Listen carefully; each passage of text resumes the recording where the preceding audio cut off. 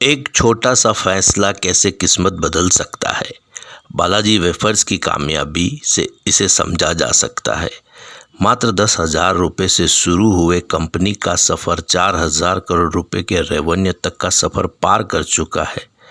Balaji wafers आलू के chips और स्नैक्स बनाने वाली देश की सबसे लीडिंग कंपनी में शामिल है। पोटैटो वेफर्स के मामले में ये देश की दूसरी बड़ी कंपनी है। बालाजी वेफर्स के फाउंडर चंदूभाई वेरानी ने 1982 में चिप्स का कारोबार शुरू करने की ठानी।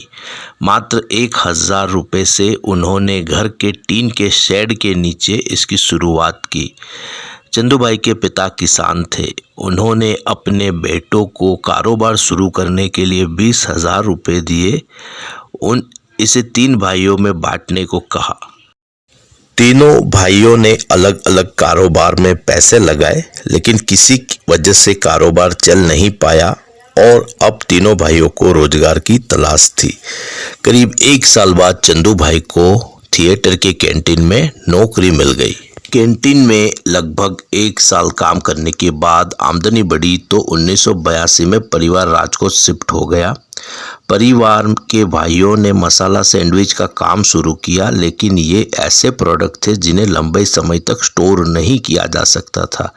ऐसे में चंदू भाई की नज़र वेफर्स पर पड़ी और आइडिया आया कि क्यों ना आलू चिप्स का कारोबार शुरू किया जाए, क्योंकि ये आसानी से ख़राब नहीं होते हैं। कैंटीन की नौकरी ख़त्म करने के बाद घर में चिप्स बनाने का काम करने लगे। उन्होंने चिप्स को 25 से 30 विक्रेताओं को सप्लाई करना शुरू किया। 1984 में चिप्स का कारोबार को नाम दिया बालाजी। चंदू भाई ने अपनी कोशिश जारी रखी और क्वालिटी से समझौता नहीं किया। 1989 में उन्होंने राजकोट में फैक्ट्री लगाई और 50,000 का लोन लेकर कारोबार को दायरा बढ़ाया। 1992 में तीनों भाइयों ने मिलकर साथ काम करने का फैसला किया।